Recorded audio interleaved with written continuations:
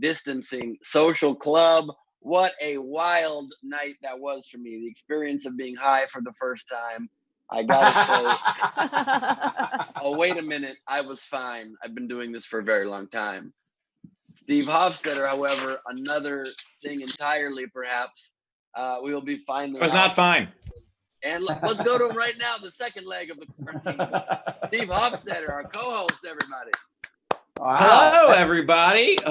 Hope you guys had a regular, normal day yesterday. I sure did. Yeah, that was something. I think I was high until about noon today.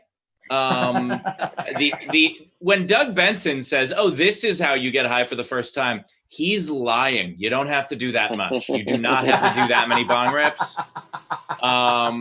Holy shit, there's a lot to talk about. But meanwhile, if you want to support the show, Venmo in the top right corner of the screen, or you could PayPal at laughfromhome.com, or of course you could super chat on the YouTube. I have a monitor set up in the studio, so my angle's all different now, because my angle on life was different yesterday. So I figure I should do that with this as well. We're going to talk about it. I'm going to explain the whole damn thing. But for now, ladies and gentlemen, the third leg of the quarantine, please welcome Mr. Chris Bowers, everybody. Chris Bowers. Hey, how are we? I'm excited to be here. Yeah, Steve being stoned was everything I hoped it would be. It was super fun. I will say that in some production meetings ahead of time, we said, well, Steve, you may not get stoned the first time, so not let anybody down. You might want to, just pretend you're stoned a little bit. And I wasn't sure which was going to happen. But I know you were actually stoned because you did real stoned person shit. I was actually kind of interested to see what you thought being stoned would be if you were going to pretend if you weren't actually stoned. But like 40-year-old virgin, we talking about the bag of sand. That could have been fun. But yeah, it was great. I had a great time. It was super fun. And you look happier today, Steve. You look smilier than you've ever looked. So maybe pot is good for you. I don't know. Maybe like you look happier than I've ever seen you. So maybe this is just something you need to do every night to get yourself right. Oh, I'm smiling, but I don't know if it's about this. By the way, someone in the Facebook chat just said that they don't have audio. So if you could double check that, Taylor. I look, I am happy. Okay. You ever have like a really bad cold and then like you start to get over the cold and you're still a little bit sick, but you feel fucking great because you don't feel like you did before? That is what this feels like right now. Because holy shit, yesterday I was so fucking high.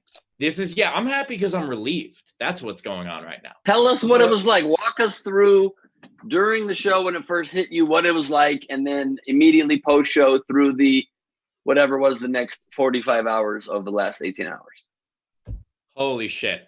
First of all, you guys really should have told me we were going to do a long show yesterday because time slowed the fuck down. And I kept looking at the clock and being like, why aren't we done? Why aren't we done? I messaged both of you guys through the chat. Because I would have like these moments of clarity. And I messaged each one of you just saying, we need to wrap. Like, that's all I could get out. Because I was like, and I don't mean like that. I mean like wrap up.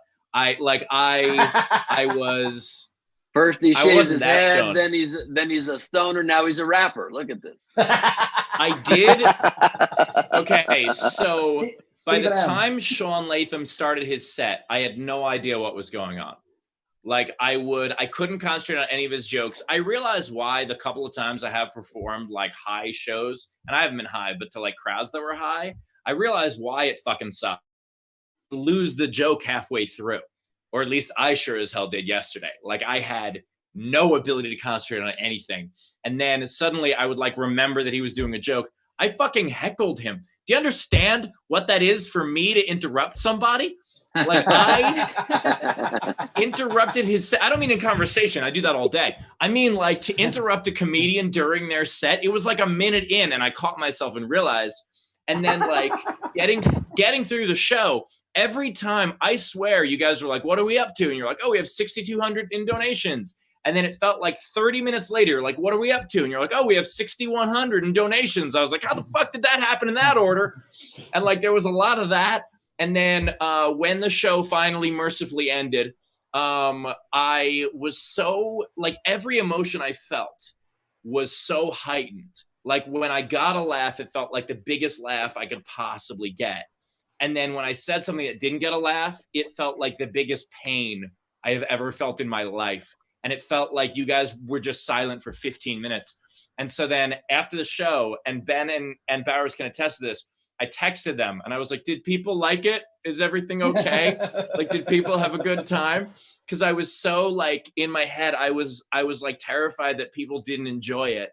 And then to make sure, I went back and I watched the show high, and which was great because it helped me rebuild the timeline of what actually fucking happened. And the stuff that I thought took a half hour was like 30 seconds. There was one time during the show where like I made fun of Ben for bringing something back that was like a half hour before. And Bowers was like, no, that just happened. That's 100% true. That is how it actually happened. That is 100% true. I asked how long it had been that I was stoned, and you told me it was 8 minutes. And then 2 minutes later, I asked again, and you told me it was still basically 8 minutes. But I was so like worried that people didn't enjoy it. And then I tried to like go to sleep, and I was like panicking a little bit. And then, it was just like every bad emotion felt worse, which is great during a pandemic, by the way. If you could ever give me something that could make me more scared and concerned and paranoid, I would really appreciate those sort of substances during the apocalypse.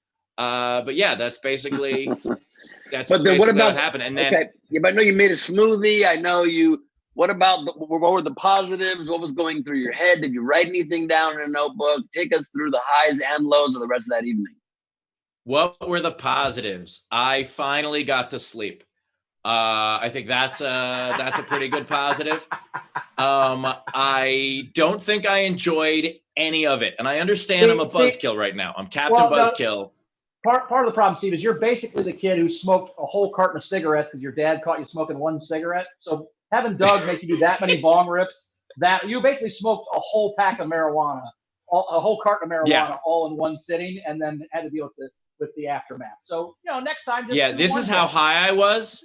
I was so high, I thought you were wearing a ridiculous Christmas video game jacket. Like, that is how high I was. Oh shit! There it is. This is a video game. This is Home Alone, but okay. Sure. Oh right, that's not the Space Invaders one. That's just you know what? I'm Jewish. Maybe to us it's a game. But I will say I was pleasantly surprised that I actually did get some decent burns in during the show. I was actually, by the way, I was terrified that I was being too mean. Like, that is not a feeling I've had before in my life. I genuinely was worried that I was coming off too mean. And also, like, I couldn't believe I got the fuck, marry, kill. That was one that because that took remembering what I had already said, which was a very difficult thing. And you saying that you're worried about being too mean, this is coming from the guy who typically in a sober state, somebody in the crowd says like, oh, really? And Steve's like, let me explain why you're a terrible person for saying that for 9 minutes. First of all, yes, that's actually why it's crazy that I was worried I was being too mean, because that's my brand. I was worried that I was being on brand, which is ridiculous. But then afterward, I tried to go to sleep and I couldn't. And I was like, I'm just going to lay in my bed and cuddle with my dog. And he was kind of like, hey, it's 3:00, so I'm not going to sleep, and I'm just going to lick your face. And I'm like, well, this doesn't help. And so that didn't help at all. And then a friend of mine texted me and asked me how I was. And I just started telling her everything about the show, like she had watched the show or something. And then I asked her, I was like, how long is this going to last? And she was like, oh, it's going to be a while. And I texted back and I said, don't take hope away from me. That is what I said to her, because I wanted it to end soon. And so I told her to give my hope back. And then I made a smoothie, and I had to walk my dog, and I had to feed him and everything, and like try to do all the responsible stuff. And then, how was there anything good about the walk? Did the breeze feel nice? Did nature feel good? And will you consider smoking a second time, only because we've explained very thoroughly to you on text over the last 24 hours, your first time you always get way too high because it's a brand new experience, but then it's easy to modulate right after that, starting with time number 2. Would you give it a number 2? I am not saying I would never do it again. I'm saying that the best case scenario happened last night, which is that I didn't want to do it again. Like, to me, that is the absolute best case scenario. because I didn't want to become a pothead. I tried it and I got through it, and I know I'm being a huge buzzkill right now, but I can't tell you how many times I fucking opened my phone to look at something and then forgot what I was trying to look at, and then 10 minutes later opened the same thing and then forgot what I was trying to look at. And I did that probably 30 times last night. And then Steve, that's called fun. That's the whole fun part of this, is you're just wandering around without any idea what you're doing. Like, I'm fucking crazy. I'm out of my mind right now. This is awesome. You're like, I'm out of my mind right now. I can't handle this. That's the fun part. I think the problem is also the perspective, is because right now I have too much responsibility. Like if I was at a point where I didn't give a fuck about my job, okay. Or if I was at a point where I could take a couple days and have other people do my job for me, that'd be fine too. But I was just too concerned about what was going on and my inability. And like when I started feeling a little bit okay again, which by the way, wasn't until like 11 o'clock at night, I started feeling a little okay. I sat down on my computer and my editor had sent me a video to approve. And to approve it, I have to watch it, make sure the captions are accurate. So I start watching it and I just start surfing to other things while I'm listening to the video. And I'm about to write to her like, oh yeah, this is good. And I'm like, you can't listen to a caption, Steve. You have to fucking watch the video. And like, I had to tell myself that kind of thing. I tried watching that video 4 fucking times. And finally I was like, maybe I'll watch it in the morning. Would probably be a better idea. And then one of my friends... Steve, I'm sorry to interrupt that, but I don't think the distracting thing happens to everybody, just newbie stoners. Also, I love TikTok. I don't know if you guys are on there. Yeah. Well, Steve, and stop looking at teenage girls dancing. What, Bowers? I think your next album is going to be "Why Pot Is Bad" by Steve Hofstetter. But it's all that. If you didn't like it, that's fine. I appreciate it. What the fuck happened there? Wait, just holy shit, your sound just went absolutely crazy, Bowers. But I'm not saying pot is bad. I'm saying I am bad at pot. Like that is a completely different thing. Like I just look, I know we have to move on in a second. I need you, Steve, to run us down about how people can participate, and then we got to introduce Queen Rachel and get moving. But you can't say you're bad at pot because of the first time. First time I got high, I was high for like 8 hours, and I saw my best friend's face morph into a lion and then into a turtle and into all kinds of mystical creatures. And I was in sword fights and all these things that weren't happening because it just activates parts of your brain that never experienced. You can't judge whether you're bad at pot on time number 1. You can judge on time number 2, because time number 2, you can just literally take one hit. You'll just get a little stoned, you get a little tweak in the way you see the world, and it could be very positive. That's all I'm saying. Ben, your first time you saw magical occurrences. My first time, I was worried the show didn't go well. Like, do you understand the difference in our personalities? Well, I also didn't broadcast my first time Bowers, to the Bowers, world. you gotta, Bowers, I think you gotta reconnect. Your sound is garbage right now. I also, Steve, did not broadcast my first time to the world, so I understand you were concerned about it. I'm pushing hard for you to consider giving this another chance here, because all right, it's obviously nerve-wracking to be doing it live to the plan. We did raise $7,000 for scholarships for comedians. And by the way, I do want to say, as a now sober, regular thinking person, thank you to everybody who donated, who I kind of couldn't keep track of yesterday, because plenty of people donated. And, some people from literally a penny was the smallest donation to we had, Doug Benson, who donated $1,500, and plenty of people donated in between. We also had some donations come in overnight. We had someone donate another $420. Rachel will read out the name in a second.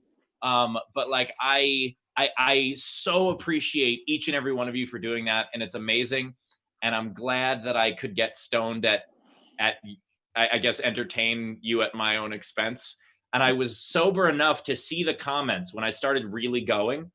I was sober enough to see the comments of people getting genuinely worried. And let me say, so was I.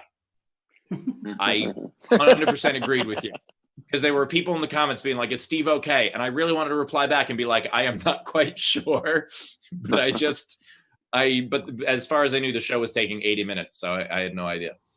So anyway, that's the wrap up from yesterday, and we could take questions about it throughout the day, but we have amazing guests today, so we're going to get to them. And of course, as always, if you want, support the show, as we said, and we have a game too, but let's introduce our comedians, because we got Bowers coming back in a little bit. Just quickly, I'm back. quickly before Bowers. Is this better sound-wise, by the way? That does sound much better. Yes, sir. Okay, cool. Just quickly, of course, we have to say hi to an integral part of yesterday's show, Queen Rachel. How you doing? I'm good, guys. Really that is such a great yes. Amazing. Hilarious. I'm great. Doing, Rachel? Yeah, I'm great. Yeah, things are good. I didn't have weed affect me nearly what Steve did. I was fine after that. But a big shout out to a last minute donation yesterday. Mary Rogers gave $420. So that was amazing. Nice work. Yeah, so we're at like 7,500 now. Yeah, 7,500. Yeah, we're at like Amazing. $7,500. So we're which is enough for 7.5 scholarships. So that's great. We're gonna find a half a comedian to give the last one to. Love that. Our game today, we'd like to introduce for everybody to play before we get to introducing our comedians and our special guest, is for the audience to join us along in the chat today. The game we're playing is tell us about the funniest story of a time you were stoned or drunk and you regret it. Your funniest stoned or drunk story, preferably something you regret. I know I have several of those. If you super chat $5 or more, you can be entered in for the prize of all of our host albums and a free ticket to the video audience front row. But you can enter for free and just play along. We'll read some of our favorites from that and then read all of the paid entries, of course. And now to the third leg. Chris Bowers, bring us into our comics. Oh, yeah. Well, Josh Adams is supposed to be here. We're working on some technical difficulties. We'll see if we get him later in the program. But we also have Katie Hannigan's here. So say hi, Katie. Thanks for being here, Katie. We love you. Katie's here. We'll hear from here. Hello, everyone. It's amazing to see you. It's amazing to be speaking. Woo! Life. We're all doing it. Great to see you guys. Congratulations, Steve, on smoking weed. I'm very thrilled for you. I see big things. I think you're going to turn into one of those people that starts getting stoned later in life, and then they just go and they make it a personality. So really thrilled for you. What I was terrified of is becoming the type of person who, like, we've gotten submissions at the comedy club where like the return address has a pot leaf on it. And we're like, no, are you fucking kidding me? Really? That's who you are? And so like, that's not what I want to be ever. My address is weed, man. Yeah, exactly. Sounds like a fun guy or girl. I would book them. Sounds like they'll do a quality performance. Yeah. It sounds like they'll forget when the show starts. Yeah, but sorry, go ahead, Bowers. Are we ready for our special guest today? We want to talk to our special guest? We are. All right. I'm going to introduce the next guy. He's a super amazing comic. America's Got Talent finals. He also won the champions on America's Got Talent. Very, very funny comic. You're like Preacher Lawson. Everybody give Preacher Lawson a big hand. Hey, what's up? Hey, Preacher. Totally didn't win champions, but that's okay. You know what I mean? I didn't win at all. You didn't win? No, I didn't. I was top Should 5. have won champions. That's what's in his bio. Should have won champions. Should have. Yeah. Thank you. I appreciate it. That was a funny. I didn't know that was your first time ever smoking weed. That's pretty crazy, man. Oh yeah. Anyone who saw how I was would have known it was my first time immediately. Like that was so. You know, like you can tell the difference between an open micer and a seasoned comedian. It's the same type of thing. Like. Yeah. That's cool, man. I don't smoke weed anymore. I don't smoke weed anymore. But, why'd you stop? Because I liked it. That's why. Okay, I liked it, and it did. I feel like it was in the way of my productivity. So I feel like I wasn't as active. I feel like I wasn't doing a lot of stuff. But I was just like, I started smoking late in life because I did it early when I was like, first time I did, I was like 16, and then I was like, well, I don't really like this stuff. It makes me feel dizzy. And then I did it again in like 2016 with my ex. She had a cookie. She like tore her ACL, and then she was saying that if you try weed out, like it's a natural way of like, you know, just dealing with pain. So I was like, all right, I'll do the cookie with you. And we ate the cookie at like, I want to say like 5 o'clock, and then we woke up at like 3. We ate the cookie at 5 p.m. and then we woke up at 3 p.m. Oh. Like holy shit. And I was like, yo, man, it's pretty like there's no lights. There's like this. I remember thinking it was really weird. So I just didn't I just slept too long, and then I didn't like it, and then I was like, I'll try it one more time because LA got this, they tested it out, and then they got doctors and stuff and da. So I tried it out, and then I really liked it. I was like, oh, I like it a lot. So if you said hi to me in 2017, I probably was, because that's how much I liked it, and I just did it a lot. I can't do anything. That's why I would never do any like drugs, or drug. Like I would never do like anything that's like anything man-made, because I feel like I would like it too much. You know what I mean? So I don't like messing with that. I don't even like Advil. I had coffee for the first time a couple of years ago. I had never had coffee before. And I had a cup of coffee, and within 3 weeks I had a Keurig at home. Like, that's what I'm fucking worried about. Like, that sort of thing. You had a what? Within 3 weeks of having my first cup of coffee, I bought a Keurig machine. Like the gateway. Yeah, but Steve, here's the thing. Steve, the thing with weed though, if you kept smoking, all that would happen would be 3 weeks from now, you would just be amazing at the Keurig, and you could do like the drawings on top of the lattes. You would just be way better at it. Well, I mean, that is true that every barista I've ever had has been high. You are correct about that. And they're great artists. Look at the way they drop perfect hearts and perfect leaves. Never a mistake. These are geniuses. Yeah. But everything you were talking about, Steve, is how I felt. It's like where you just kind of you forget everything you're doing. I hate that. And then I wouldn't be high, and then I would still forget what I was doing. It just made when you smoke weed, it just makes everything better. Like as far as like you laugh more, and if you're watching a movie that you normally enjoy, you enjoy more. It just makes everything more enjoyable. But then you forget everything. So I just don't like that. I don't like forgetting stuff. I'm already forgetful. Well, yeah, a friend of mine DM'd me because she saw the thing on Instagram, and she's like, "Did you have any good experiences on it?" I was like, "Well, no. I just was kind of at home by myself, just trying to pass the time till I didn't feel it anymore." And then she was like, "Well, it's actually really good to have sex while you're high. Like people like that a lot more." I'm like, "Oh, well, what a great time to do it then when I'm home alone during a quarantine. What a perfect time to take." You guys want to send me some Viagra also? Because that'll help a lot. No, it just makes it better, Steve. It just makes it better. If you like yourself by yourself, it's even more exciting when you're high, because you forget it's you. Well, that's why I didn't like it then. Every couple minutes you're like, "Oh, who's that? Oh shit, who's that? Oh shit, who's that?" It's me again. Okay, good. Yeah. And I'm not saying that being high is entirely, always this big creative boon, but is this the time to tell Bowers that whenever we cut to the Chrissy in the video audience, it's an empty bed and that he's living with nobody?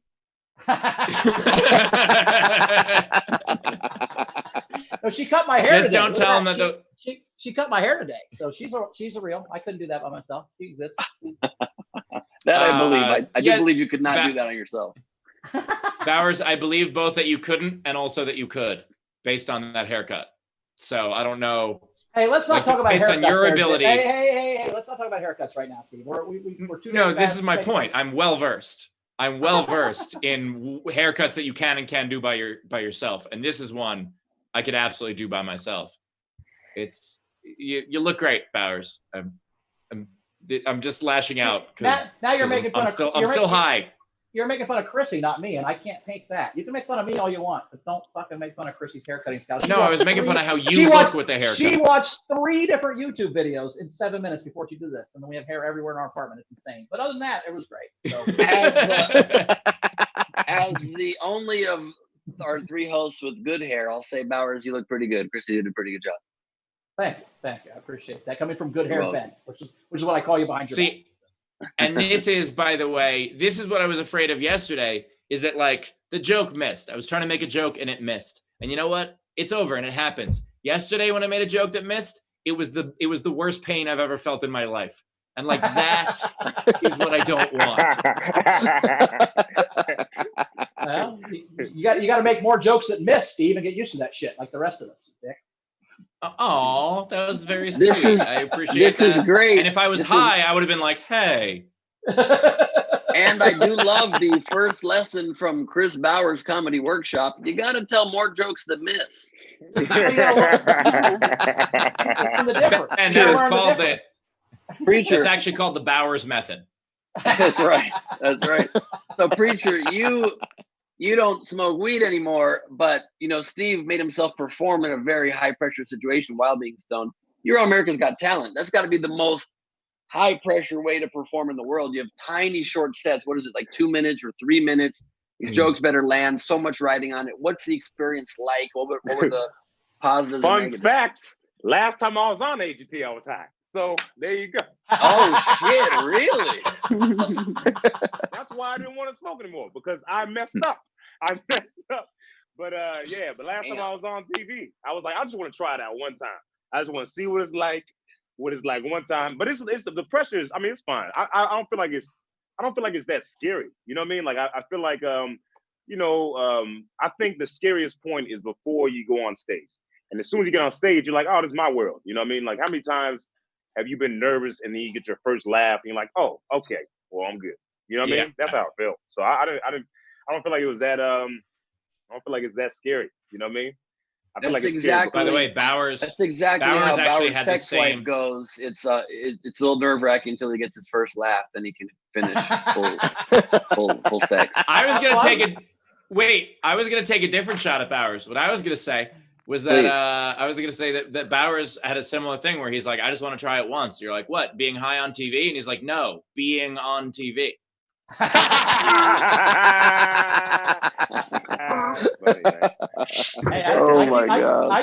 keep calling this a TV show, if that makes you feel any better. That's how my life's going. I'm on it does not.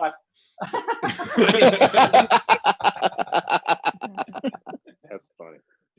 I want to say, Steve, I was bad at sex the first couple 1,000 times I did it, and then eventually it clicked. So maybe that's a lot of time. Humble brag. I meant by myself. I didn't mean people. Okay. I'm saying that's still a lot of times. Yeah, Bowers actually has sex. No, Bowers has sex the same way I get high. Bowers has sex the same way I get high, by himself on camera. And the rewatch counts as the time, so that's part of it. I just All right, can we take some of the Venmos and super chats and stuff like that? Let's do it. Which, by the way, I love the fans of the show. And while we were doing like the contest and the super chats and stuff, all I could think was, oh my God, there's more. Why won't you people shut up? I have such a headache. Like, that's all I could think of yesterday. And I felt so bad because they were all being so supportive and nice. And funny. They were great. Yeah. All right, Rach. All right. So we've got Dana. So Z Bunster kicking us off with $40 and says, welcome back, Steve. Don't do it again. Thank you, Dana. Thank you, Bunst. I appreciate the support. We've got Hilda Lopez, $10 for the Glebe Squad. Love it. Hilda Lopez, the OG. Hilda is a supporter of mine since day one. No joke. She created my fan page on MySpace. Wow. Oh, cool. Which, the amazing part is that she did that. The sad part, was in 2018. So yep, we are up to 45 members. So I'm very excited. Yeah, we just surpassed Chris Bauer's OnlyFans account, which has 43 members. Yes. And you can see him practice self-love. I do want to thank Ben for following me on Instagram yesterday. Thanks, Ben, for that. I was following you before yesterday.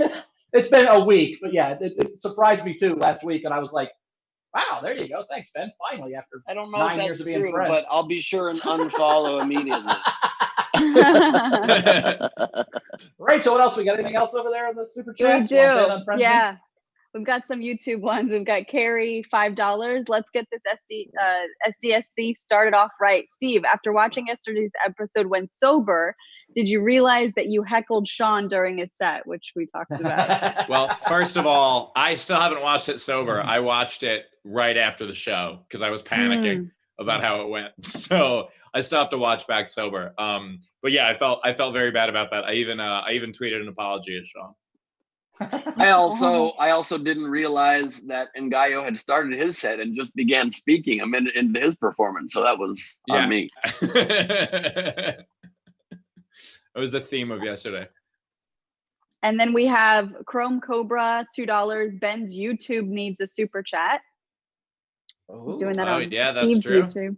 Yeah. True that. We will get that going. /BigLeeb. Follow me, y'all.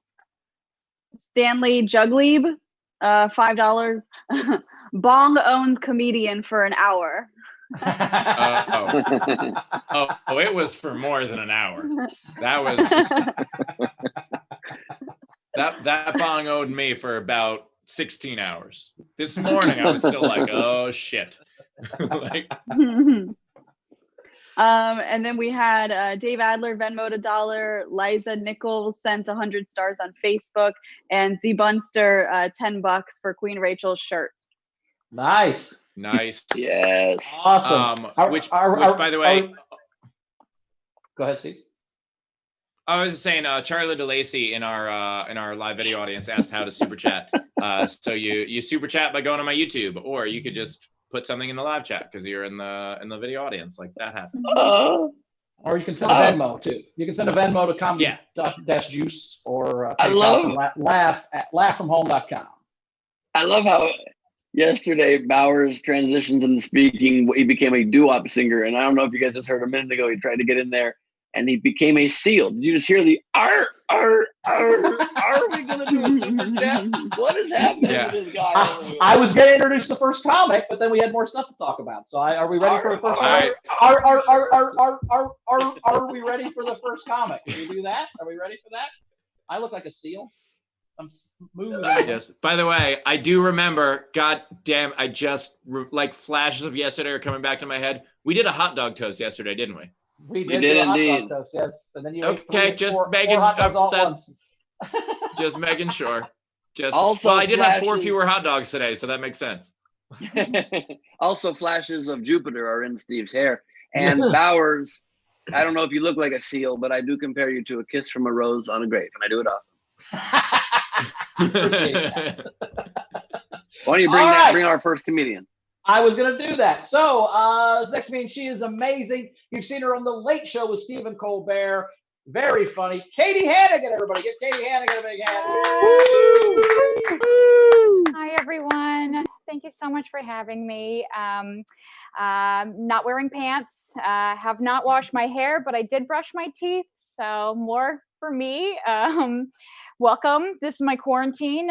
Been keeping busy doing a lot of community service, which is what I call walking around naked with the blinds open. So you're welcome, neighbor. No, it's been great. I actually, my desk is messy. I overcorrected. I moved in with my boyfriend for the first time during this quarantine. So it has been just a fun opportunity to test run some violent codependence. Things are going great. I'm in a long-term relationship, and we were kind of like taking things to the next level already. Like I went to his parents' house for Christmas. We flew down to Florida. That was really fun. His mom's Catholic, so I did have to sleep in the airport. Had a great time. I started taking birth control right before this. Thank God. I've been on birth control like 2 months, and I couldn't have done it at better timing. Is there anybody in birth control in the crowd? I know the host, you guys probably just, Bowers. I am. Pulls out, I assume, when he's tanned. Okay. Whoops. I'm on the pill, and it comes in a little pack, right, ladies? They put no extras in the pack. I dropped one the other day. I was like, oh no, I either have to eat off the ground or become a mom. How are those my choices? Those are my choices, man. Like my kid 5 years from now is like, Mommy, where did I come from? I'm like, well, I was nervous about the coronavirus. Yeah, we all were. Welcome. Welcome. I was nervous. I was really nervous starting the birth control because I did my research. I went online. I read the reviews. It's very terrifying. Like every birth control review is written by a woman in the grips of a psychotic episode. You know, like every single one. Yeah. Every single one is like, I took this pill for 2 days. I told my grandpa I hated him to his face, and I stabbed my cat.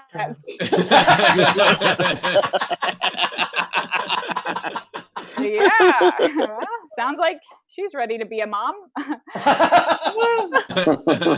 Now, I never really get any side effects until the second I read about them. But one of the side effects for my particular brand of birth control, I'm on Junelle, if anyone wants to form a support group.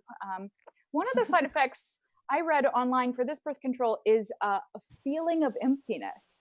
Yeah, I was like, well, I fucking hope so.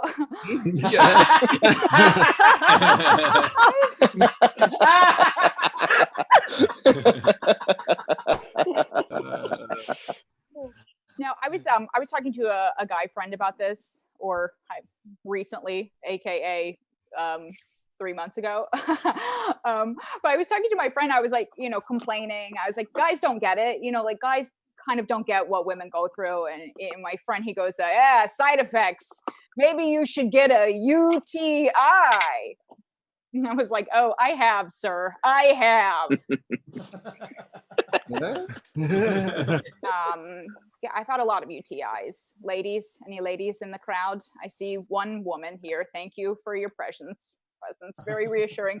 I get a lot of UTIs. I'm Catholic, so in our religion, you do have to wait until marriage to pee. Hold it in. But I'm glad I have a boyfriend. Thank God. I don't do well single, so that would be tough. The last time I was single, I knew I needed to start dating again because I was getting the targeted ads on my phone, the dating apps, the hookup apps. And then I just started getting a weird ad for a weighted blanket that simulates the feeling of being held by a person. Yeah, it is so heavy.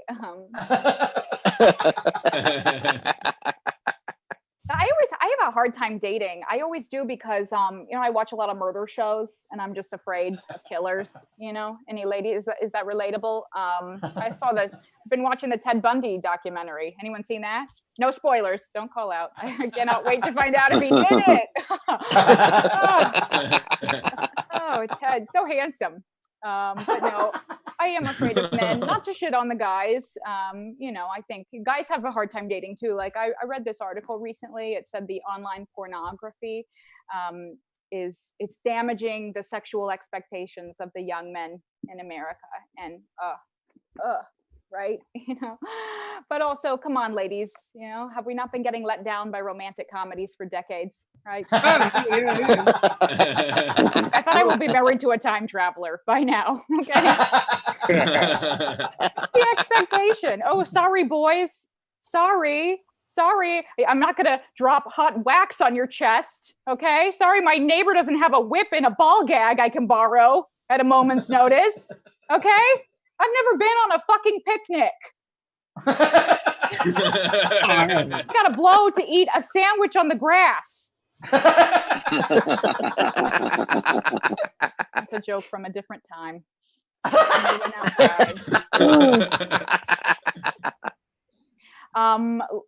Any ladies in the crowd? You watch porn? I don't watch porn, only because I'm from Indiana. I'm too nervous I would spot a girlfriend from high school. I'm just like, Kelly. Also, the ladies in porn are too young. It really freaks me out. I don't like that. I think I could only emotionally safely watch porn if it was someone who looks exactly like me. Just the art teacher down on her luck, right? Just making a crap with a dick. Something fun. Something fun for the moms out there, right? No, I don't get freaky. I don't. Well, okay, one time I let a guy tie me up. Very nerve-wracking. Oh my God, no. The whole time I was just like, Where are you going with my purse? You got it all. I'm gonna do a couple more jokes. I'm actually in a good position financially because right before the lockdown, I made my very last student loan payment, which is so thank God. Yeah, the bank doesn't know. I know I have $100,000 liberal arts degree. Whoopsie, no healthcare. I studied theater. That was my major mistake. But I had a backup plan. I got a minor in painting. What the fuck? Painting. That's how you know 18 is too young to make life choices, right? My safety net was colors. Okay. Okay. Be worse, one of my friends, he got a degree in Egyptology. He can't get a job. No, he got a degree in Egyptology. Now he's just paying more money to get a PhD so he can work teaching Egyptology. I mean, in his case, college is literally a pyramid scheme. No. All my time. Thank you so much. I'm Katie Hannigan. Hannigan. One more time for Katie Hannigan. Of course, the tip jar is open. If you want to tip. Throw in a couple bucks. Venmo at the top right of the screen. Venmo at the top right of the screen. You could PayPal at laughfromhome.com, or you could super chat on the YouTube real quick. So Zara Bending in the live chat said typing art teacher down on her luck into Pornhub right now because of quarantine. So awesome. Also, just a quick shout out, Jessica, don't look this way. You're driving while you're watching. We've noticed this. Be safe. Stop looking at the screen. Be safe. Don't wave to us right now. Be safe. And stop looking at us. Look at the road. Look at the road. And I would also like to say for Zara Bending to be safe, because when our hilarious comedian asked if any of the ladies here watch porn, Zara's arm enthusiastically shot up. So please be safe. From viruses of all kinds, right? On the computer. With that said, what do we? Oh, right, on the phone. That's smart. Better security. So what do we got? What do we got coming in, Rich? Yeah. So before we get to Katie, so we had Savannah Martin give $10 on the Venmo and said Bowers didn't heckle a comedian yesterday. The third leg is the best leg. Oh, damn. Love Savannah. Thanks, Savannah. And then we had Razor tip Katie $5 and said for Katie's whip and ball gag funds. Nice. We had Elizabeth Ann tip $5 for Katie. Hilarious. Thank you. Nice. We have quite a few more coming in. So we've got Lena Sutherland, $5 for Katie, loved your set. We had a comment from Dizzy by Nature, Katie's always thinking of others. And then there was a general Venmo, Lutz Wong gave the show $20 and said just to keep this going to help those who need a good laugh. Awesome. Thank you guys. Thank you much, guys. That's wonderful. Love cool. The support. I have a question for Preacher. So I know I think you're from Oregon, but you got your stand-up start in Florida. Do you find Florida to be as much of a nightmare as us three hosts do? It's just a place that shouldn't exist. What do you do? No, hold on, Ben. You find it to be way more of a nightmare than the rest of us, or at least you're willing to say that publicly because I gig in Florida a great deal. Sorry, go ahead, Preacher. Well, I mean, I feel like Florida's crazy, but like, like, I don't know. I lived in Orlando. I feel like that's really normalized, and it was just a tourist trap, so everybody, it's kind of like LA in a way, LA is a bunch of fine people, that want to be something like a bunch of you specifically.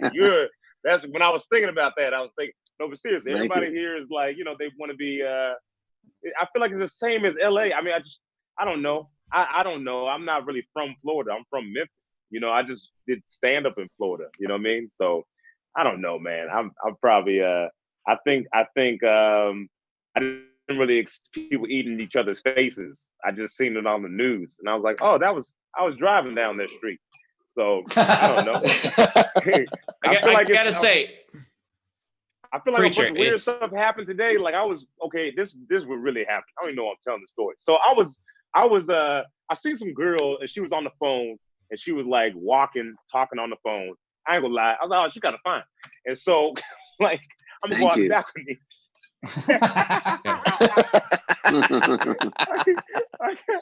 I'm gonna go out in the balcony and fake like I'm doing something on the balcony so I can, just be like, oh, she kind of fine. And then when she was walking, there was some dude in a car driving behind her slowly, making love to himself. That happened like 2 weeks ago, right? He was, you know what I'm saying? Like he was doing that as he was behind her, and I ran outside. I was like, yo, I was like, what are you doing, bruh? And then he goes, and he just drives off. He didn't even speed up. He just kind of went faster. He just kind of, and then I was talking to like my, friends of mine that are like girls, and then they were like, that happens all the time. I used to live in New York, you know what I mean? That was like every Tuesday, every subway, you know what I mean? So I feel like everywhere is crazy, you know? Can I just say that Preacher, wait, could I just say that, was it crazy that he was doing that, or was it crazy that he was doing that while driving? Because I feel like you were doing that in your apartment from That's what I'm saying. That was my question. Listen, that was my question. I was normal creepiness. You know what I mean? I did a normal creepiness. I feel like my creepiness is normalized. People do that all the time. You were just going to masturbate to her later. Listen, no, I was not. No, listen, what I did, she wasn't that fine. Listen, I thought she was, when I seen her, I was like, okay, from far away, I thought you were, and you still look good, but I just had to, it's quarantine. I got nothing else to do, okay? I feel like you cornered me now. But what I'm saying is, it was creepy what I did. I just was like, I'm gonna get a better look, and I'm gonna act like I'm looking at the trees at the same time. And then I see some other dude taking his creepiness to another level. And it's like, that guy wrong, was also, okay? that guy was also looking at wood. But it was just more obvious. If I'm thinking about it, it was also kind of impressive because, like, how you doing that? Anyway, I got it on tape, so I recorded. I thought okay. But I just wanted to be like, hey, I was like, is this man doing what he's doing? So I recorded, and then, you know what I mean? But then now I'm thinking about it now, it's coming out. I just recorded another dude. Look, Go for it, Steve. Wait, as a road comic, I'm able to, because of how many times I've been on the road and had to eat on the way to a gig, I'm able to eat while driving with no problem. Like I've eaten soup on the road. And so I just wonder what this guy does enough that like he's able to now I guess he's probably a trucker, that like he's able to now drive while masturbating. He's just like, oh yeah, this is old hat for me. This is no problem. And in LA, driving in LA is difficult without masturbating. I can't even imagine how much more difficult. Not now. I mean, everybody's quarantined. It's not really that busy. So it's like, I guess that's true. Masturbate. I just feel like if I was masturbating while driving, I would hit the wrong. I think he's probably not masturbating while driving manual. He's probably going automatic on that. It makes it quite a bit easier. Well, you still he got one stick to shift. He can't shift two at once. That's impossible. Two things you got. Yeah, I just feel like one. Go ahead. I'm sorry. This is so funny. By the way, someone start talking. I'm waiting for this fall on NBC, Preacher Lawson Spank Bank. It's going to be a great show. People are going to watch it. It's going to be amazing. Secondly, when you jerk off in your car, you need 3 hands as a dude, which is a problem. You need 1 hand to jerk, 1 hand to drive, and 1 hand to catch. That's the hard one. You got to have a 3rd hand, or you're and 1 hand to eat soup.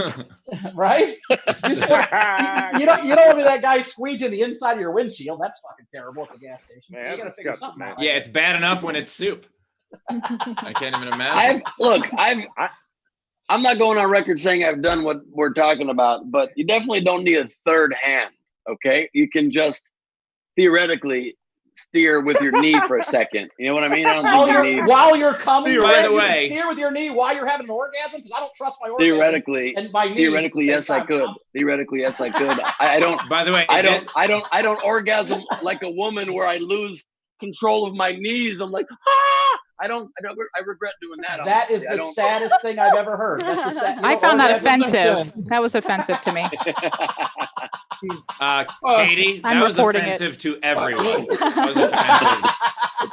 What the fuck did I end up saying the offensive thing when Bowers said he had a third arm to masturbate while driving to catch Ben, it was a trap. You're the one. It was a trap. You're the one trying to teach us. You're the one trying to teach us masturbation driver's ed. Like the. I really don't want to jump in on some conversations, and then I still do, and I don't know why. Wait, so why do you hate Florida? Thank you, preacher. No, hold on, preacher. No, we're not going there quite yet. I'm still curious if it meant, because I'm so thankful now that the driver's age in a lot of places is like 17, 18. Like I think that's positive now that I know what's happening out there. Like I didn't realize it was a problem. I just feel bad for Ben's. I feel bad for Ben's openers when halfway through the trip he's like, "Can you hold the wheel for about 4 minutes?" I'm like, "Oh shit, no." For Bowers, that it takes 4 minutes. Well, I don't know what, I was just going off what Ben's fake female orgasm looked like. I'm sure it's more in depth, but whatever. Look, I regret that greatly, but I'll also say the biggest problem when Ben's driving, the toughest thing to do for Ben while driving is to light the candles. That's the most difficult part. I'm not the one who called it making love to myself. That was preacher, okay? That was preacher's phrasing. He loved. I was trying to find a nicer way of saying masturbate. I don't know. You overshot a little bit. You overshot. Oh, no. That sounds like that. Yeah, that sounds like that was you, Ben. I just imagine Ben with like a red like silk handkerchief over the dome light. Yeah. To be honest, he had a blanket. He was driving on one hand, and then he had his hand in his stuff. You know what I mean? And he was just. And it was like I don't know, like a sheet over it or something. I don't. Yeah. So my sister was on the New York City subway once, and there was a dude just masturbating on the subway, as you know, happens. Whatever, lame story. Except it's a couple weeks later, and she took the same train to work every day. And it's a couple weeks later, and she sees the same dude, except he's dressed like perfectly professionally. This dude is no longer trying to masturbate behind a newspaper. He's now just in full business suit, but it's absolutely the same dude. That kind of gets burned in your memory. That's but hilarious. Also wait, hold on. Oh, it's not over. Both times the guy had 3 arms and it was Bowers. It's not over. So she saw that and she's trying to figure out what the hell to do. And so what she does is she steps off the train at the next stop. And as the doors are closing on a full rush hour train, she points to the guy and she goes, "Last time I was on a train with that guy, he was masturbating," and just let the doors close and let them take off and let him deal with whatever the fuck happened right after that. Well, that's like, so that messed is up. Fucking brilliant. That's so messed up because she could have just went on with her day, but she was like, "Let me Why make it is it super so messed awkward. up to get revenge on a sex offender?" I think that's perfect. I would have asked for his number and then stolen his identity. Hey, you're kind of cute. What's your social? I gave it to you. Headline to know each other. What's your mother's maiden name? Yeah. What school did you go to? In the newspaper the next morning was "Comedian Sister Destroys Masturbator on Public Transit."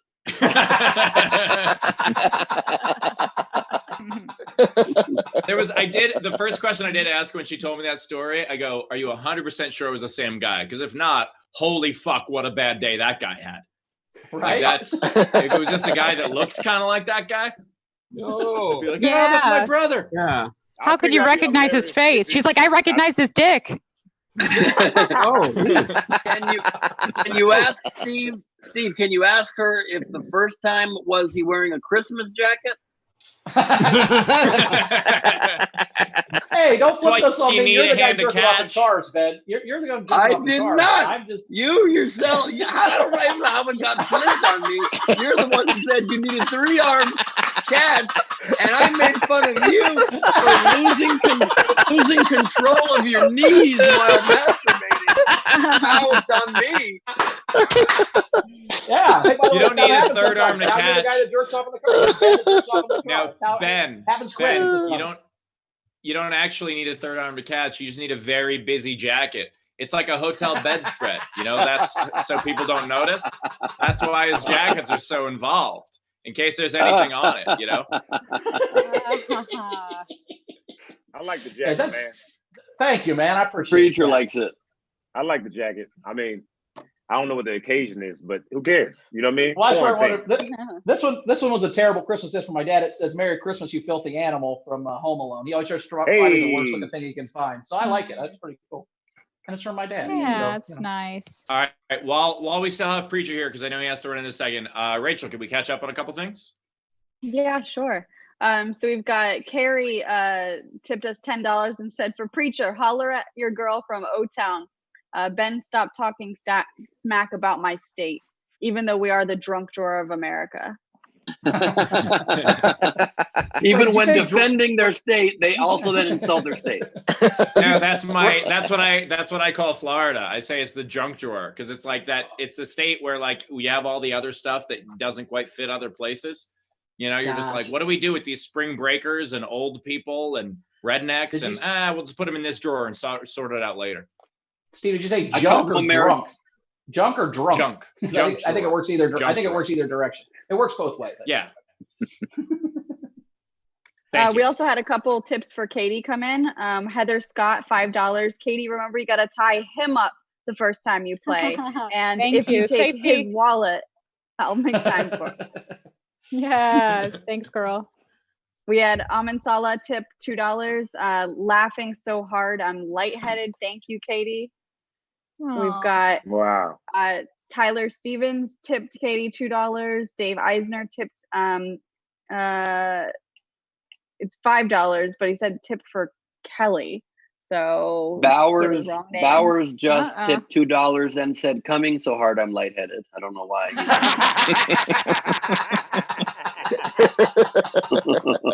He tips $3, $1 per hand. Ben. That's right. I said, Ben, good way to make it not about you anymore. Solid maneuver. Nice work. You guys remember how high Steve was yesterday? That's always fun to talk about too in a pinch. Yeah. By the way, Ben, no, I don't. Remember that. I had to watch it on video. Yes. We Dave Eisner also said Cold Stone Steve Hofstetter was pure gold, but it's good to have you back. Is it me or does Charlie in the front row look like Steve and Indiana Jones had an illegitimate love child?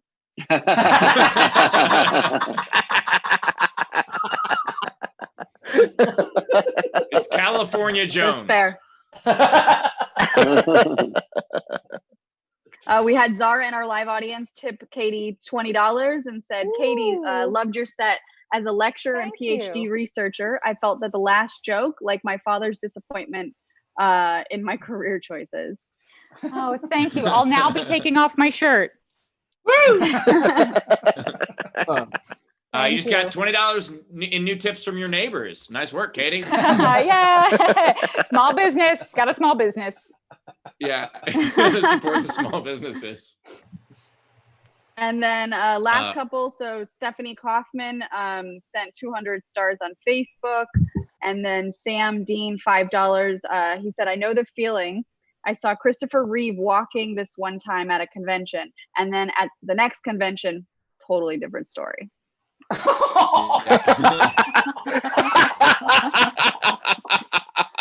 Oh, wow. Wow. What was the convention? Was it a convention for legs? It was actually an equestrian convention, unfortunately. Do you know I was nervous about being too mean while I was high? Do you understand it now? So Preacher's got to go in a second. Preacher, where can we find you? Plug yourself. Where can we find you out in the world, dude? Also, just really quickly, I'm sorry to Preacher to cut you out before then, but Bowers, maybe from now on phrase it differently than plug yourself, okay? My bad. Now that we know what Preacher's about, I shouldn't say plug yourself. I'm sorry. Can you tell us where to find you?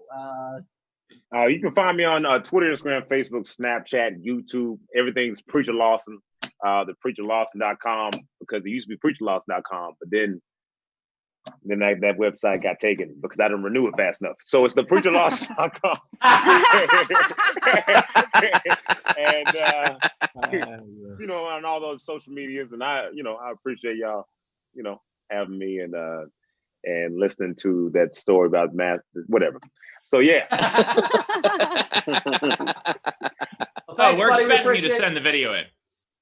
You said what? Oh yeah. We want to see the video. I said we're expecting you to send the video in. I'll send you the video no. if you want to see the video. No, I don't want to see the video. Preacher, it was a thanks black for joining dude us. too, which made me I was like, yo, awesome. man, that's not what we do, man. What are you doing? This is not our thing. I was so mad, bro. I was like, come on. Anyway, I'm sorry. I love it. I love it. Thank you so much for being with us, man. You're hilarious. You. Everybody follow at Preacher Lawson. Thank you.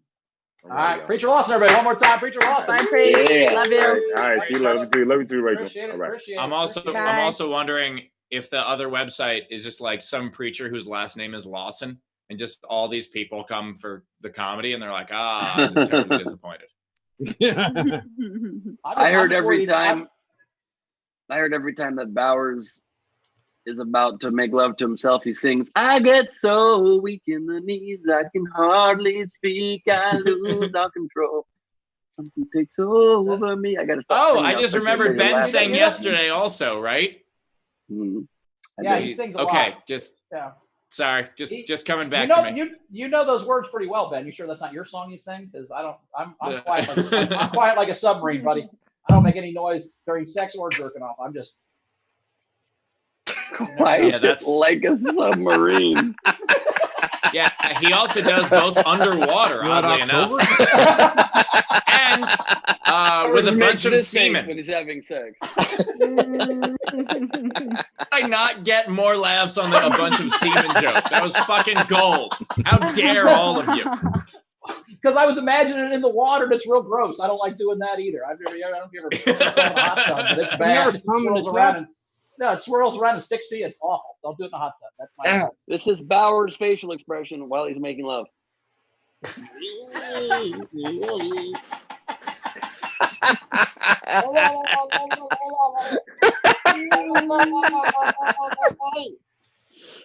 stop. Is that Stop it. You're going to make Chrissy come.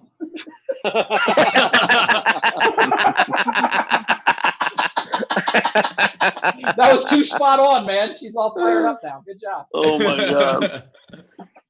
All right, Rachel, do we have anything to catch up on? We do. We had a couple PayPals come in. So Jan Johnson donated $5, and then Christopher Jacobs $10. We had some more Venmos. Dave Eisner tipped Katie another $5 and said, "Oops, I meant Katie, not Kelly." We had Jennifer Kofed $5. Steve, I'm glad you're back and as sharp as ever. And then we had quite a few game and by the way, entries can I just say something about that for a second? I will say, watching back, I was almost quicker yesterday because time slowed down so much. Exactly. But it wasn't worth it for how many other times that I was like terrified I was gonna miss. So now picture if you modulated your skills and you didn't do 9 hits, but you did 1 or 2, and it wasn't while broadcasting live to the world. It makes you quicker, more agile, more creative, and you can control the amounts. Man, you're in. Steve's a stoner now. It's decided. All right, let's go back to Queen Rachel. I will say that for a very long time, whenever anybody asked, like, "Oh, that whole thing, what superpower would you want to have?" I always said I wanted to stop time.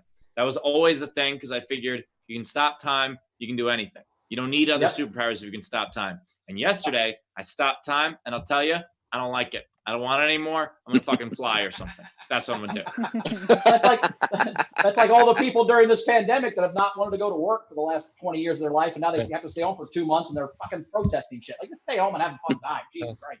Just fucking hang out with your family. The second this lifts, by the way, those people to protest are gonna be in there being like, "Fucking Mondays, right?" Yes.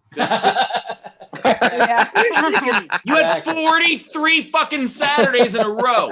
You had 43 Saturdays, and you hated them. You never get a fucking Saturday a gun, asshole. I think that should be the rule. If you protest and you say we need to open this shit up, we go back to work, you go, okay, no problem. When you get to go back to work, no more weekends, asshole. And then that's their trade-off. Thing that I wish more than anything in the world almost would be if we could somehow just track and then follow those protesters to see how many of them get coronavirus. I'm so curious. I want to know if that whole crowd just all got coronavirus and all of a sudden they're not protesting as much the following weekend. Oh, we'll know. Yeah. They can track cell phones now. They did that with that beach in Florida. So we'll know in a month whether that. Did they? Again, they did. They tracked one Fort Lauderdale beach for spring break like 3 weeks ago and saw where everybody went. That's one of the reasons New York got hit so hard. It's because all those people went up there and they were on this beach and then brought it with them to all these different places. They know exactly where those people were. They can figure it all out. That tells you how stupid they are just because they brought their cell phone to the beach. That's dangerous enough. Yeah, that's right then and there. Put it in a Ziploc. Yeah, That's Ziploc true. it. How are you going to true. jerk off the beach, Ben, with no cell phone? Jesus Christ, I guess. Somehow this By is the going to be on way- me again, but Bauer just admitted he can't jerk off without a cell phone. You understand? He just admitted he needs a cell phone to jerk off.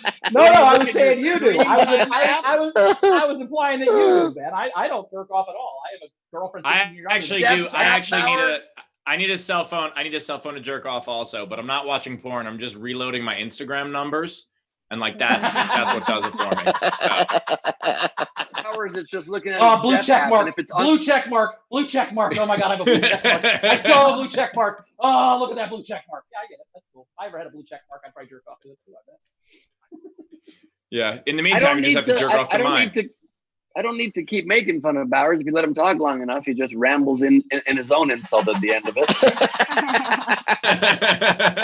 Literally, what just happened there? He literally said, if I had a blue check mark, I'd probably masturbate to it. Or I don't have a blue check mark. I sure love one of those. It just has the roasting spill out at the end. This is 90% confidence, 10% cry for help. Always. That's my entire persona. Yeah, mine too. And yesterday, those percentages fucking flipped, and that's why I'm not smoking. Solid. Do you guys? I don't think Josh Adams is going to make it. I'm going to call it. I've been waiting. I've been texting him. I don't know what's going to happen. Is he here? He's not here. Is he? Right? I keep looking. Our If you guys first want to no-show Venmo what since you were going Rose to tip McGowan. Josh with, if you guys want to Venmo whatever you were saving to tip Josh and tip Katie with it instead. Oh, thank that'd you. be- You guys are so nice. That would be cool. Yeah, Do we want to get to the game? Do we want to do the game real quick then, since we're not going to do Josh, and then? Sure. And also let's do the a game. reminder that every episode we're also raising money for the Martin Grant as well for other comedians who are out of work. So your tips are so appreciated. You're helping a lot of us get through hard times. Our game today, I'll announce at the end of the episode what the 24-hour Twitter game is. But our game today is your funniest story from being stoned or drunk, perhaps a regret. And I can kick it off with one from my personal life. I sometimes play a long mulleted wigged hypnotist character with a handlebar mustache named Zoran, who is a real idiot.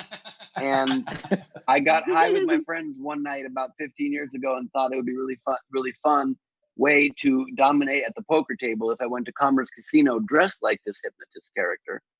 And so I went, sat down at the table, not realizing the character really in his essence is just a huge loser. So I'd have like 2 7-Up suit and I'd be like, all in. And I lost $600 in a matter of an hour and a half. And so I wanted to get out of there. And so another comedian offered me a ride home. On the ride home, I realized I was having a stroke, pretty sure.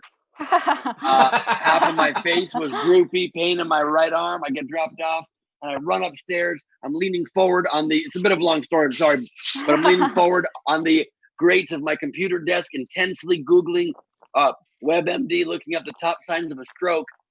3 of the top 5 are droopiness, pain in your right side, and red marks all over your arms and hands. I have red marks all over my hands and arms. So I go to the emergency room and I say to them, I'm having a stroke. And she goes, what else happened? I said, I smoked some weed. She's like, oh, okay. I'm like, no, I'm pretty sure this is not that. This is a stroke. They admit me into the emergency room. And turns out I was not having a stroke. The red marks were from the grates of my computer desk I was leaning on. It was just weird weed, I guess, or something. In the morning, the doctor came in and said, you're fine, you're free to go. Here's a pamphlet for drug abuse classes. To which I replied, doctor, it was just weed. To which he replied, you're in the emergency room. Hey, doctor. Can I tell my regret story real quick? My regret story is listening to Ben Gleib's advice about doing drugs. Are you fucking kidding me? I think that was laced stuff I got, Steve. I think that was laced stuff. You were so high that you wouldn't break character at a poker table. Do you understand how fucking ridiculous that is? That you were losing money and you were just like, no, this is not how he would handle it. I'm going to handle it how my character would handle it. I mean, halfway through bank account, was it his bank account? It was your bank account. Great character. Halfway through the story, I did realize I was hurting my case and making Steve want to smoke again. That's for sure. Halfway through that story to realize it. And I went to play poker as my character. I was like, nice dealer. Nice being the dealer. I like that, Steve. thank you. That's good. Katie, do you have an embarrassing or a funny drunk high story you got off your head? I have so many. Did you guys know I smoke weed? I've smoked weed a lot. Every time I've been trying to lay off because I start to come down with my COVID symptoms every time. But here's a good one. This is a good one. I was dating a guy and I went to visit his family for a weekend. This was like 10 years ago. And the family all like smoked weed. It was weird. Like the dad, the sister's husband, and then they had like kids and stuff. They gave me a space cake. So it's like, of course, the classic edible where I was like, oh, I'll just eat half. And then they were like, no, the kids, don't leave it out. So I just gobbled it. And then I didn't realize that they had planned like a whole family get together, like everyone in the family came over, and I was just like, oh my God, I was like having trouble breathing. Everyone in the family was like, are you Jewish? Are you Jewish? I was like, am I? And I felt so uncomfortable. I was like, yeah. And so then I just pretended to be Jewish for hours while I was violently too high. I was so high at one point. Someone was talking to me and my head rolled back and I hit the wall. And then I just pretended like nothing happened.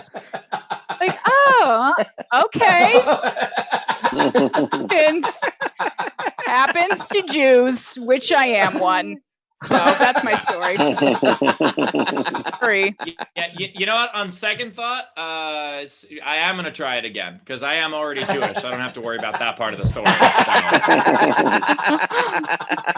So. Makes it easier. I also realized that this game is going to be about 20 examples coming at Steve why he shouldn't smoke again. So we could have thought this out better. You know what? Smart thing that we didn't do this game 2 days ago. So yes, much for appreciated. sure. A couple years ago, I went on a crazy no carb diet and lost like 70 pounds. There was a night where I was in Lansing, Michigan, doing shows, and Friday night's the night you get all drunk. And so but if I'd done well all week and I hadn't eaten any carbs and I'd lost weight, I would get myself a pizza on Friday, but I just eat the top off, not the crust, just the top. That's where the carbs are in the crust. That's where the devil is. So I just eat the top. And so I only ate about half of it because if you eat the whole thing, you shit your pants immediately. It's fucking way too much protein. So I had half of it left. And as I was leaving my room, I'm like, I'm going to get drunk tonight. I don't trust myself. So I grabbed this pizza box and I went down, I threw it away in the lobby garbage because I don't even trust my in-room garbage can. I'll eat pizza out of an in-room garbage can all day, right? So I threw it in the lobby garbage. I go to the club, I get blacked out drunk. I wake up in the morning and on my desk is that fucking pizza box. I fucking got garbage pizza out of the garbage. Which means there's a hotel security video somewhere of me fucking stumbling in hammered and pulling this pizza out of the garbage. What's hilarious is when I opened up the box, I just ate the top. I didn't eat the crust. So I still was on my diet, even though I was blacked out drunk. So I love- if you guys could excuse me a second, I got to go get that bong because clearly, what am I missing out on? Holy shit! Let me just go. This was booze, not weed, but That was weed would do the booze. same thing probably. Yeah, that was Yeah. booze. And I also love the concept that Bowers considers any trash can the interim garbage can. No, I said thought he said really in the room. garbage. I said in room. room. I said in room, but interim's even funnier. Interim's. I just call every garbage okay. can interim garbage can. I can relate to this story because in college I went to school in San Diego where there's the world's best Mexican food. I went to El Cotijan at like 3 a.m, plastered drunk and probably stoned. And I bought their huge carne asada burrito, but I bought 2 of them. Thought I would eat both. Went back to my apartment and ate one and slept all night with the second one as a pillow. And then woke up in the morning and ate the pillow. Yes. So that was pretty solid. That's good. Yeah, That's when good. you have that dream of like, oh, I had a dream I was eating a big marshmallow and then my pillow was gone, like that old kid's joke. That's basically what happened. But in You're real like, life. I had a dream I was eating a burrito and then my pillow was gone. All right, let's do the game. Okay, Rachel. I know we have, I think, Zara and To the Rescue in our live audience that might have entries if they want to go to Zara first. What you got? Okay, Dan. Okay, so I once got so high that I traveled 8 to 10 hours from Edinburgh, Scotland to London. It should not take that long, but it did. I sent my crush a picture of me in front of Edinburgh Castle and then tracked her down to the Tower of London. And when she asked me what I was doing there, I said, because some mushroom ass looking motherfucker told me my princess was in another castle. Our punchline, which I almost forgot. Nice. Great story. Yep, To the Rescue. Oh my God, the Dave cereal rack. That's fantastic. All right, what you got, Dave? So it's not really, or the first part's not really a question, but yeah, I'm glad you noticed my cereal, Bob Ross and everything. But I also actually have a Bob Ross positive energy drink to drink while you're watching his show drunk or high. And I'm glad you mentioned Keurig earlier because for after you're high, also Twinkies, Snowballs, and Ding Dong flavored cappuccino. Damn. That would be good. Love that. But Dave, I gotta say, Hot dogs yesterday. I was all wrong. Dave, you're the most random person I've ever met. You have so much random shit, and I love it. Like, And that's your whole coming house from like Chris Bowers. I'm saying, like, that's why we get each other. We're both Bengals fans. He just has a bunch of random shit everywhere. I love it. I love it. I love the furry pillows. I love everything about what you got going. Yeah. Thank you much. So, and I know, the feminine dried pears didn't pique any interest, but possibly some sweaty balls. So I've got. Oh my God.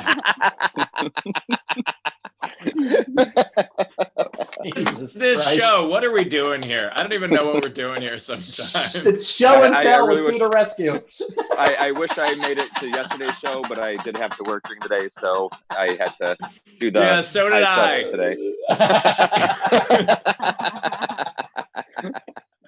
All right, Rachel, we got any contest entries? Yeah, we do. So these aren't the entries yet. These are just 2 story, or I think I only have grabbed 1. So Thumper said, I went to take a math test high as fuck. I sat in my desk and watched my forearm detach at the elbow and float up in the air. I reached up with my other hand and grabbed it and reattached it. It's good that you were able to get it just in time. That's important. Just want to interrupt really quickly, and since Bowers loves furry pillows, I wanted to see if I could make his knees weak, possibly. A little weak in the knees, Bowers? You know what? I take it back. Ben has the most random shit in his office. Him and Dave, you have some sort of random shit off. God damn it. No matter what we mentioned, Ben, I could be like, oh, I'd like to have a 6-headed dildo. He's like, oh, I've got 7 of them. Somehow he has everything. For the record, I don't Bowers, have a that's 6-headed ridiculous. dildo. The idea that Ben has 7 6-headed dildos is ridiculous. He has 1 42-headed dildo. Just it gets the job done. For parties. Yeah, just in case. I like to entertain. You know, it's one of my things. I've been to parties at Ben's house, and sometimes there's a photo booth, and sometimes there's a 42-headed dildo. You know, you never really know what's gonna happen. Look, you got to keep people guessing. They call me the Great Gatsby of comedy, not for no reason. I've never been to a party at Ben's house. Well, in fairness, you guys became close friends after that was illegal. So I know. I'm kidding. I thought that would. It didn't.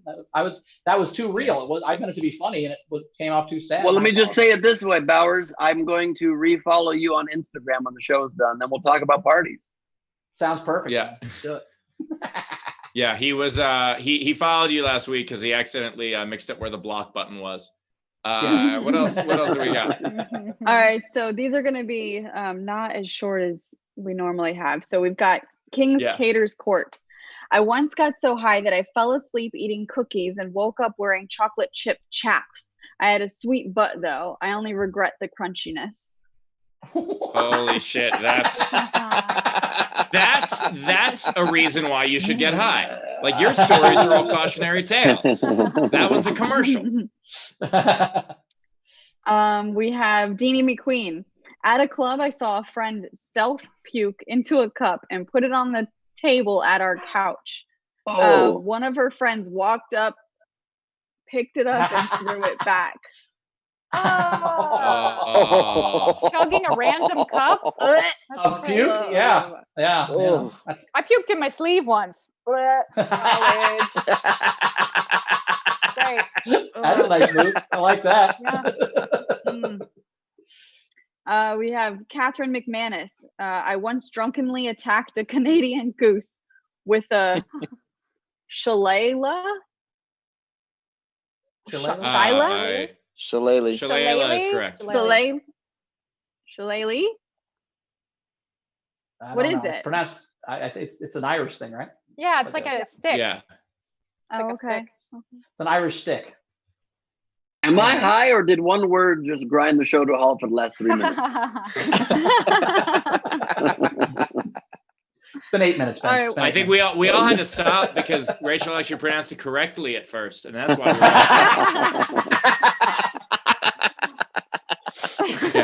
The hooked songs really has worked. Nice. All right. Amin Salah. Years ago, I was sneaking home at 2 a.m., hoping my parents didn't catch me high as fuck. I tripped over a wire and the vacuum fell on top of me. I thought I was wrestling with a dwarf the whole time and fell down the stairs. Shit. All right, another Amazing. commercial. That was And also, that's an ad for it. Can I just say that is a great one. And Aman Salah is a frequent donator to our show. Yet Rachel does not realize it's Amanda.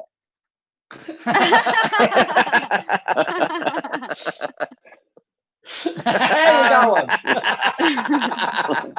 It's not a show until Rachel flips one of us off. That's fucking awesome.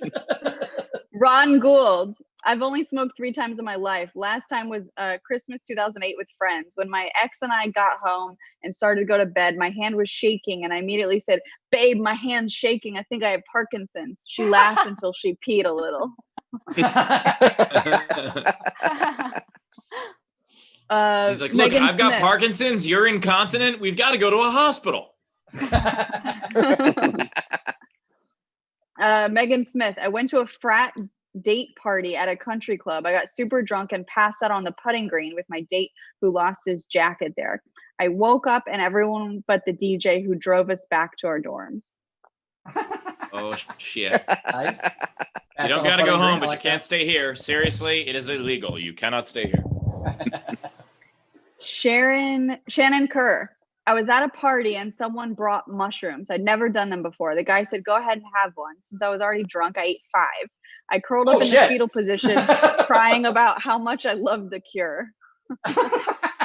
This sounds relatable. That one sounds extremely relatable. We have Lena Sutherland. I got really stoned. I went for a walk, and by the time I was sober, I had to walk an hour home in the middle of the night, and I was starving. Nice. Oh shit. Z-Bunster. The first illegal drug I ever took was acid at 19. Oh, Jesus. Late, but an enthusiastic bloomer. Oh my We God. have I don't know if Ben- that's a late bloomer. First time I did acid was 1 year ago, and I agree. I'm a fan. We've got Ben Garver. I was robbed at knife point the first time I tripped on acid. A lot of Oh, acid geez. stories. Or he wasn't robbed; he just thought he was, but that's okay. He just gave his wallet to a tree. He gave his wallet to a tree. Turns out. You're like, this knife's really sharp. It's just a bird's beak.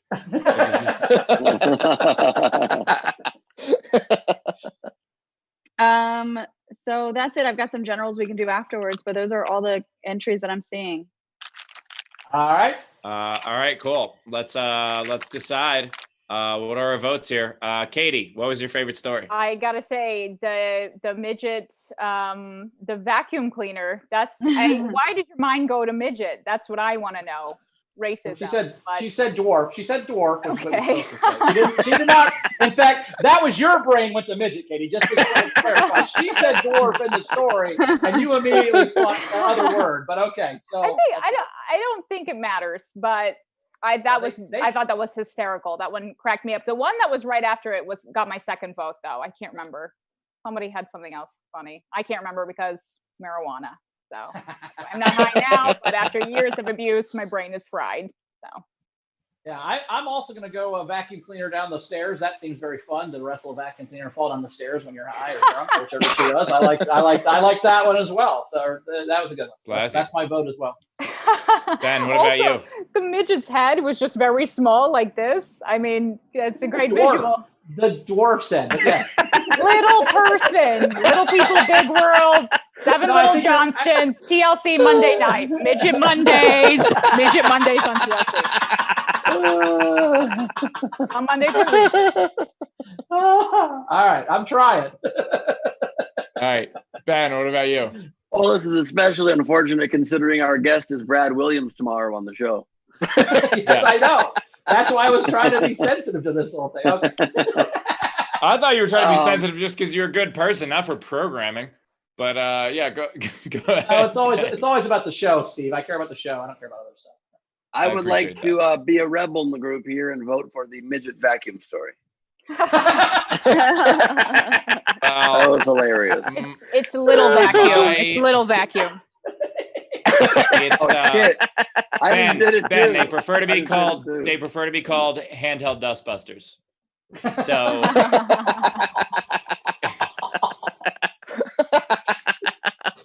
the little vacuum. What do you want from me? All right. That was not my vote.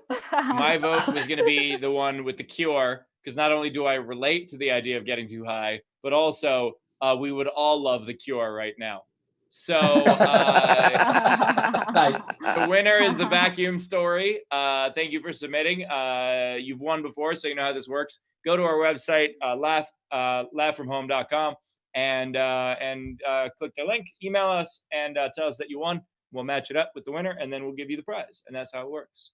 And so before we get out of here, we got 2 more things to do. One, let's catch up. Do we have any other generals coming in, Rich? We do. So Stephanie Coffin tipped Venmo $20 and said, Rachel, it's coffin, just like the box. Pronunciation. Also, just like the thing that we're all terrified to do, and the thing that I was doing a fuck ton of during the show yesterday. Coffin? We've got Andrew in our live audience, Venmoed $4.20 and said, good job, Steve, on handling how to be a stoner. Should have had a joint instead to ease into the cannabis. Go Mets. I fucking tried. And then Doug Benson said, we're going to give $1,500 to the scholarship. And I was like, fuck it. I'm doing a bong rip. And then you guys were like, no, you didn't do it right. You have to do another one. No, how about another one? And by then I was like, oh, I'm not really high yet, because it takes more than 2 seconds. And then but Steve, there was a moment where we raised enough money for you to do another hit, and we're like, just take one off the joint. And you're like, no, I got it. You put another super fucking sized rip off the bong, like the badass you were at that Expect moment. me to make sound judgment after I'm high. No, that's ridiculous. I got it. It was great. I really regret the last 2 seconds of visuals. Well, that's very nice too. Oh, there it goes again. Plus, it's even more uncomfortable for me because his hair looks so great. Thank you, man. Chrissy, thanks. I still feel bad about that joke before. Chrissy, you did a lovely job. I'm just projecting. I'm just projecting because of this bullshit. Oh, I almost forgot, Steve. My mom called me today and goes, "Hey, I saw that old guy Steve wanted to kill on Good Morning America this morning, walking around his garden." So that was I didn't really want to kill him. She's like, I laughed so hard. I didn't want to kill him, but also I didn't want to kill him. I was just saying it was going to happen naturally. But also, I was just making a point about biology. But also, it's nice that at least one of your parents watches the show, so Exactly. that's good. And also, all right. I can't wait until the next video. Post-high comedian apologizes for mild haircut joke.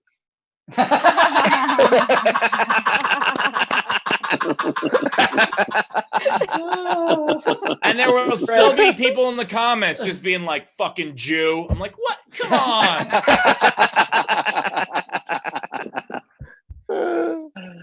All right. Rachel, any more to catch we up? have anything else to catch up with?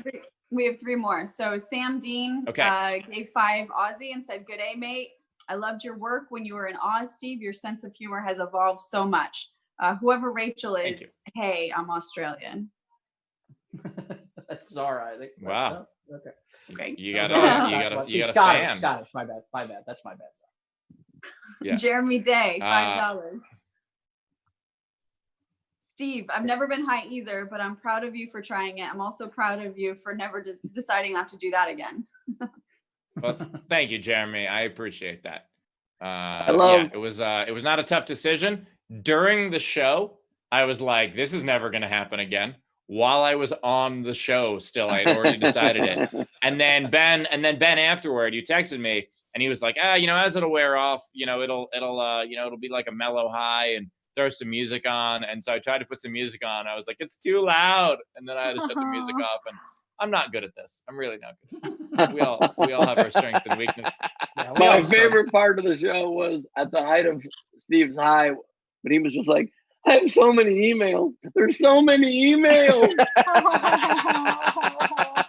That was in reference to how many people were commenting, because I get the Venmos also. That was me basically. That was my way of trying to say move it along, guys. There are a lot of emails coming in, but I couldn't get the words out correctly. All right, Rach, give us the last couple. Last one, John McDonald, $5. Have you ever thought of trying to get Fluffy or Jimmy Carr on SDSC?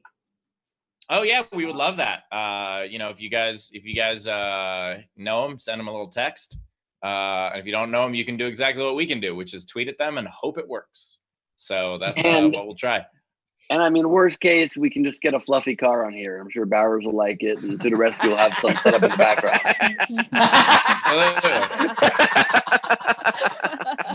He has a Funko Pop of a fuzzy car right now. He's pulled out of his garage. No doubt. No doubt.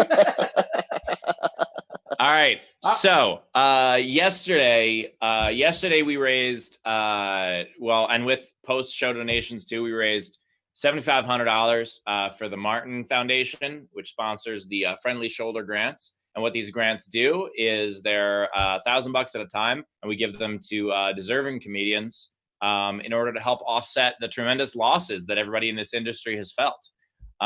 We are up to, I think, 20 grants now that we have enough money for. We've already funded 4 of them.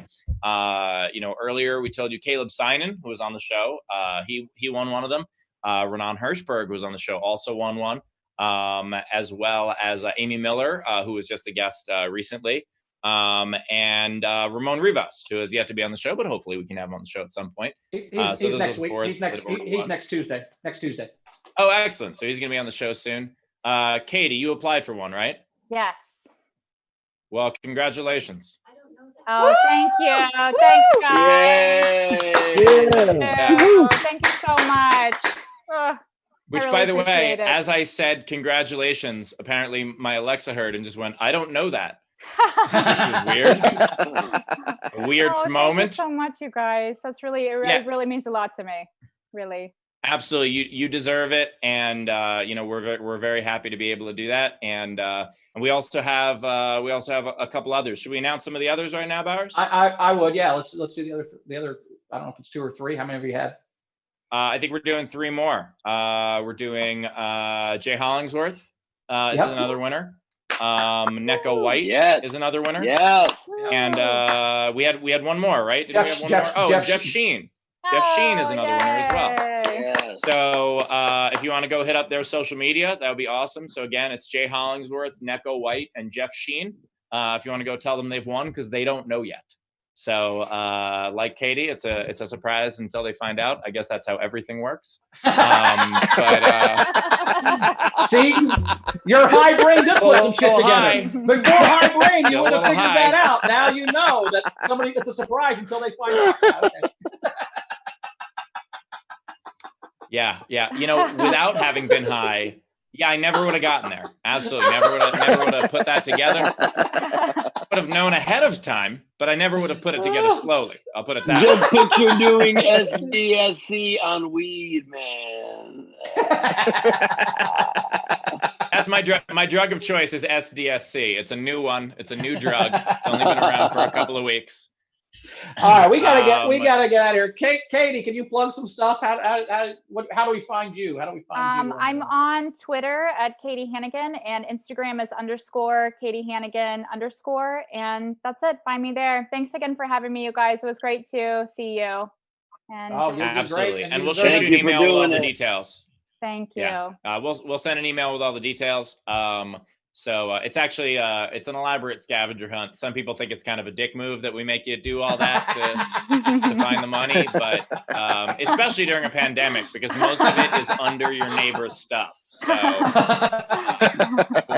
we'll shoot you an email. Thank you so much, and thank you to everybody who not only supported the show yesterday to raise so much money, but who support the show every day, because a portion of the money always goes toward the Martin Foundation and toward the Friendly Shoulder Grants, which go toward both struggling comedians as well as the fund to get me some new hair and Bowers another jacket. And those things are equally as important. Ben gets nothing. He already has everything in that fucking room. I don't know how it fits, but everything is already in that room. So, yeah. Bowers, you want to plug something? At Bowers Comedy, all the social media stuff. My new album, Unpopular Opinions, is out, bowersalbum.com. You can also find it on Amazon, iTunes, all that kind of stuff, Apple Music. And then May 10th, I'm at the Nowhere Comedy Club. It's a Sunday night. Check it out, nowherecomedyclub.com for tickets. I'm doing my full 45 minutes to an hour show, depending on how much stuff I write in the next 2 weeks. So let's do that. Ben, what do you got? I would like to strongly encourage you to subscribe to Bowers' OnlyFans page. It's really good stuff. The guy makes love in a way you don't understand. The knees go and then the rest go. It's pretty exciting. Okay, all right. What the hell did he do? He just. Oh no! What is that? I regret that. I take that back. I don't even think you should now listen to bowersalbum.com. Forget that website. At least it's audio only. That's the positive of audio only. Please check out my hour special, Neurotic Gangster, on YouTube. It's free, or Amazon Prime. And if you like that, please get a ticket to my Nowhere Comedy Club show on May 2nd at nowherecomedyclub.com. Or don't even watch Neurotic Gangster first. It's not like you haven't seen me do comedy over the last 5 weeks. Either way. And that's it. Thank you guys for being here. You're lovely people. I'd like to pass it now to say goodbye to a very... Oh, no! There's a game we had announced, our 24-hour game for the next 24 hours. Go on Twitter and we're going to hot dog a rapper. So go on Twitter. Any rapper, make him hot dog style. Use the hashtag #HotDogARapper and hashtag SDSC game. We will announce the winner at the beginning of tomorrow's show. And now, a newly chilled out Steve Hofstetter. Yeah, everything's just so fine, man. It's all great. If I said that, you would know I wasn't fucking high, by the way. You would absolutely know it. I gotta say it was a hell of an experience yesterday. It is one that I am not going to tell my grandkids because I'm 40 and don't have a girlfriend, so have no kids. So they're not going to have kids. You know what? Pot is making me realize a couple things. I will say I was absolutely floored by the generosity of so many of you.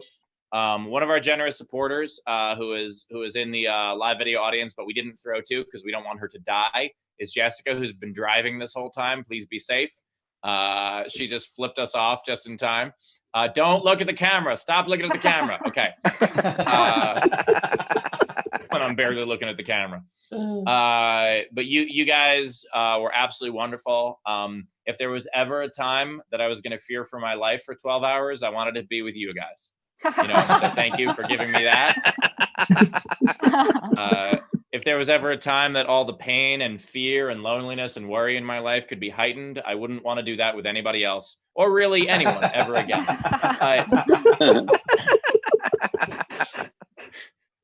But I will say I'm really touched by the generosity. I founded this grant 5 years ago, and it was just a small thing. The first grant the entire year was only $2,000, and we almost quadrupled that yesterday, and that is fucking amazing. So I just want to say thank you to everybody. If y'all want to see me live, I have a show at Nowhere Comedy Club this Thursday, and also every Saturday I host Ask Us Anything with Daniel Muggleton, where you guys can participate. I appreciate all of this. This is wonderful, and now I'm just going to go and reload my Instagram numbers by myself. So y'all have a good one. Bye, everyone. Bye. Bye, everybody.